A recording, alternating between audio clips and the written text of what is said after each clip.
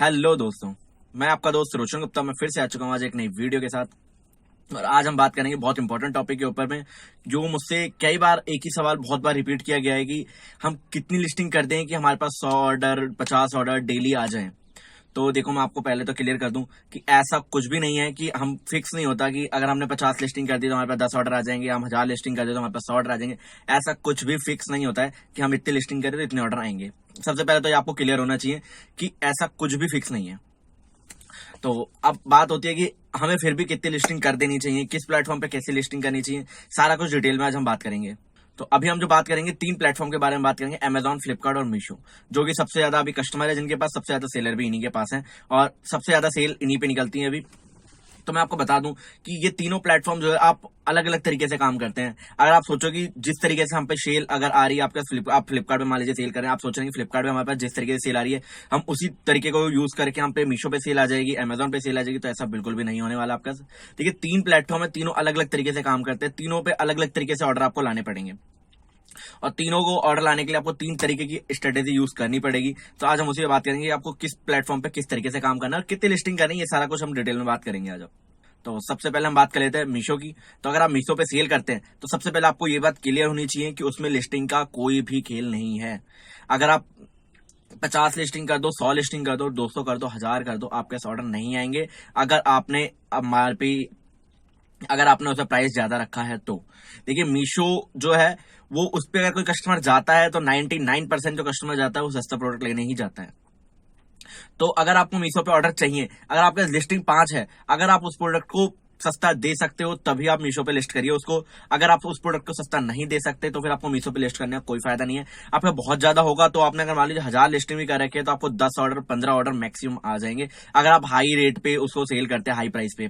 अगर आप 2 लिस्टिंग भी करते हैं मीशो पे लेकिन उसका प्राइस बहुत कम रखा हुआ है आपने, अगर आप उसमें ज्यादा पैसा नहीं बचा रहे, अदर सेलर मान लीजिए आपको 200 का बेच रहा है, आप अगर उसे 150 में बेच सकते हैं तभी आप मीशो पे सक्सेस हो पाएंगे, क्योंकि मीशो पे सिर्फ प्राइस का ही खेल है। अगर आपको ऑर्डर चाहिए तो सिर्फ प्राइस आपको कम करना पड़ेगा और कोई ऑप्शन नहीं है मीशो के लिए। अब हम बात करते हैं फ्लिपकार्ट की कि फ्लिपकार्ट पे आपको ऑर्डर कैसे गेन करने हैं, कितनी लिस्टिंग करनी पड़ेगी। देखिए, फ्लिपकार्ट क्या होता है कि फ्लिपकार्ट का एल्गोरिथम जो काम करता है वो ये चीज चेक करता है कि जो ये सेलर है कितने बार अपडेट होता है, कितने बार अपना पोर्टल ओपन करता है। तो आपको क्या करना है, फ्लिपकार्ट पे ज्यादा से ज्यादा अपना पोर्टल को ओपन करना है और रेगुलर लिस्टिंग जरूर करनी है फ्लिपकार्ट पे।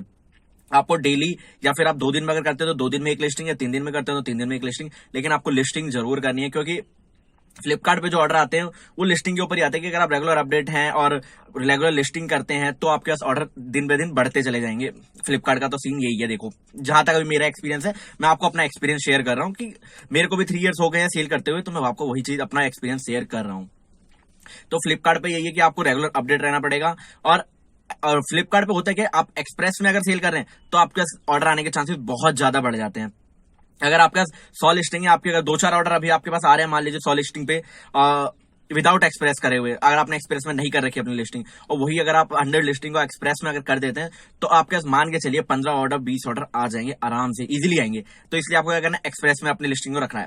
अब हम लास्ट बात कर लेते हैं अमेजॉन की। तो अमेजॉन पे क्या होता है, अमेजॉन बहुत अलग तरीके से काम करता है। अमेजॉन पे लिस्टिंग का तो कोई रोल है ही नहीं।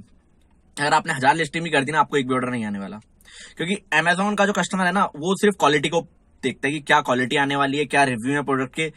अमेजॉन पे सिर्फ रिव्यू और क्वालिटी ही देख के प्रोडक्ट परचेस किया जाता है। तो आप लिस्टिंग को तो बोलिए कि आप 10 लिस्टिंग कर दो, 100 लिस्टिंग कर दो, 1000 लिस्टिंग कर दो, कि आपके पास ऑर्डर आ जाएंगे, या हमने इतनी लिस्टिंग करेंगे तो एक आधा तो ऑर्डर आ ही जाएगा। पॉसिबल ही नहीं है कि आपके पास ऑर्डर आए। और इसलिए आपको क्या करना है, आपको लिस्टिंग उसमें कम से कम रखनी है, लेकिन आपको इस चीज का खास ध्यान रखना है, जो भी आप लिस्टिंग कर रहे हैं उसमें आपको क्वालिटी रखनी है। आपका प्रोडक्ट जो है वो क्वालिटी प्रोडक्ट होना चाहिए। उसके बाद आपकी जो लिस्टिंग है, लिस्टिंग एकदम प्रॉपर होनी चाहिए, कीवर्ड, टाइटल, डिस्क्रिप्शन, हर चीज एकदम प्रॉपर मेंशन होनी चाहिए। 7 से 8 आपको फोटो अपलोड करनी है। उसके साथ आप वीडियो भी जरूर अपलोड करें। अगर आपके पास वीडियो नहीं है उस प्रोडक्ट की तो आप उन्हीं पिक्चर्स का स्लाइड शो बना लीजिए, स्लाइड शो अपलोड करिए। उसके बाद आपको A+ कंटेंट बनाना बहुत जरूरी है। A+ लिस्टिंग करके आप अपना जो भी प्रोडक्ट है उसको लिस्ट करिए। उसके बाद आपको क्या करना है, उसके बाद आपको ऑर्डर लाने के लिए सबसे पहले आपको एडवर्टाइजमेंट रन करना बहुत जरूरी हो जाएगा। आपने जैसे ही कोई भी नया प्रोडक्ट लॉन्च किया, आप उस पर कम से कम महीने भर उस पर एडवर्टाइजमेंट रखिए। क्यों? क्योंकि अमेजोन पे जो कस्टमर है ना वो 90% ऐसा है कि वो रेटिंग पढ़ने के बाद ही आपका प्रोडक्ट परचेस करेगा। आपको 1 से 1.5 महीना आपको उस प्रोडक्ट पे एड रन करना पड़ेगा। उसके बाद आपको क्या होगा कि एक से 1.5 महीने आपको अपना थोड़ा सा लॉस में सहना पड़ेगा, मतलब जो भी नो प्रॉफिट नो लॉस पे आपको काम करना पड़ेगा। और जैसे ही आपका कुछ प्रोडक्ट सेल होगा उसके बाद आपके पास रिव्यू आ जाएंगे। रिव्यू आने के बाद आपको एडवर्टाइजमेंट अपनी ऑफ कर देनी है। उसके बाद आपके पास उस प्रोडक्ट के रेगुलर ऑर्डर आने स्टार्ट हो जाएंगे। और आपको मैं एक और चीज बता दूं, अब फ्लिपकार्ट का और अमेजोन का क्या सीन रहता है। फ्लिपकार्ट पे अगर आपके पास 30 रेटिंग भी है ना, 30 रेटिंग रिव्यू वगैरह भी है ना, तब भी आपके पास हो सकता है कि हफ्ते में एक ऑर्डर आता हो। इस चीज का खास ध्यान रखना। 30 रिव्यू और रेटिंग होने के बाद भी एक प्रोडक्ट पे एक ही ऑर्डर आएगा हफ्ते में। फ्लिपकार्ट का ऐसा रहता है। अगर आप इस चीज में अमेजोन को अगर आप कंपेयर करेंगे, अमेजोन पे क्या है, अगर आपका 3 से 4 रेटिंग भी है ना, 3 से 4 रेटिंग है, रिव्यू है, तो आपका दिन का 1-2 ऑर्डर आना ही आना है। तो इस चीज का खास ध्यान रखना, क्योंकि अमेजोन का जो कस्टमर सिर्फ रेटिंग और रिव्यू को ही देख के ऑर्डर करता है। तो आपको अमेजोन पे तो बिल्कुल क्वालिटी प्रोडक्ट ही देना है और अच्छी तरीके से लिस्टिंग करनी है। और क्वालिटी देते देते आपको ये भी ध्यान रखना है कि रिव्यू आपको अच्छे रखने हैं। अगर आपका खराब रिव्यू आ रहे हैं, रेटिंग खराब आ रही है, तो फिर आपके ऑर्डर नहीं आएंगे। आपको रिव्यू और रेटिंग पे खास फोकस रखना है कि रिव्यू और रेटिंग आपकी अच्छी आती रहे।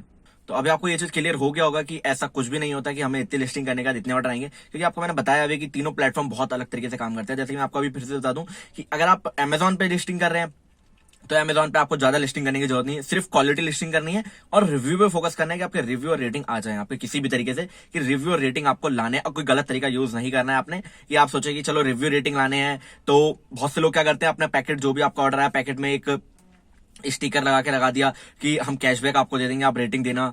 तो ऐसा आपको कुछ भी नहीं करना। अगर आपने ऐसा करते हो तो आपका होगा क्या, अकाउंट आपका सस्पेंड हो जाएगा। आपको ऐसी गलती बिल्कुल भी नहीं करनी है, क्योंकि अकाउंट आपका सस्पेंड हो जाएगा, आपका पैसा भी होल्ड हो सकता है। तो आपको ऐसी गलती बिल्कुल भी नहीं करनी है। आप प्रॉपर एडवर्टाइजमेंट रन करिए, आपके पास प्रोडक्ट जाएंगे कस्टमर के पास, कस्टमर को आप अच्छी चीज प्रोवाइड करिए, कस्टमर के पास अच्छा ऑर्डर आप प्रोडक्ट दीजिए, अच्छा प्रोडक्ट जाएगा तो कस्टमर ऑटोमेटिकली आपको रिव्यू रेटिंग देगा। ठीक है। और फ्लिपकार्ट पे क्या है, आपको रेगुलर अपडेट रहना है। और जो भी आपने पुरानी लिस्टिंग करी है उस पर अगर आपके ऑर्डर नहीं आ रहे तो 1-2 रुपए आप अपडेट करते रहिए।